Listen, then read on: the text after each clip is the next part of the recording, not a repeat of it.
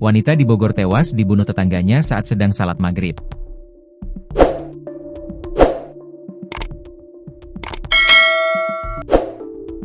Wanita berinisial N, 59, tewas dianiaya tetangga sendiri perempuan muda berinisial Naf, 32.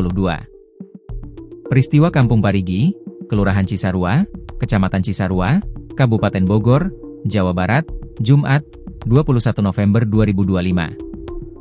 Melansir Tribun Bogor, Kasat Reskrim Polres Bogor, AKP Anggi Eko Prasetyo, Sabtu, 22 November 2025, mengatakan pelaku ditangkap di rumahnya di Kampung Cipari. Peristiwa itu bermula pada Kamis, 20 November 2025, ketika korban menagih uang tabungan yang dititipkan kepada pelaku. Saat itu sekitar pukul 11 WIB, pelaku mendatangi rumah korban membicarakan uang tabungan tersebut. Dalam pertemuan tersebut, kedua sempat cekcok. Namun, pelaku tidak langsung pulang karena hujan. Sementara korban kemudian salat maghrib. Saat posisi salat, pelaku kemudian memukul korban menggunakan balok kayu yang ditemukan di dapur korban. Korban terus memukuli tubuh korban menggunakan balok kayu hingga lemah tak berdaya. Tabungan untuk umrah.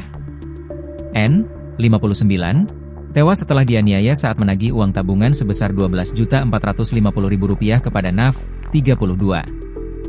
Karena uang tersebut telah digunakan, pelaku meminta permohonan waktu untuk pengembalian.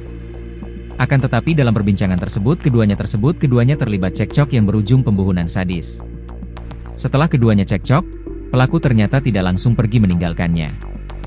Naf tetap bertahan di rumah korban. Pasalnya, saat itu kondisi cuaca sedang hujan sehingga pelaku hanya berdiam di rumah korban yang masih berada satu kampung.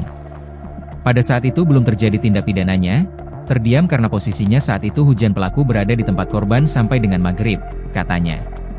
Namun ketika korban sedang menjalankan ibadah salat maghrib, tiba-tiba pelaku langsung memukulkan balok kayu yang ditemukan di dapur korban. Tersangka mengambil balok kayu kemudian menghampiri korban dan memukulkan kayu tersebut pada saat korban sedang sholat di posisi sujud pada bagian kepala, ungkapnya.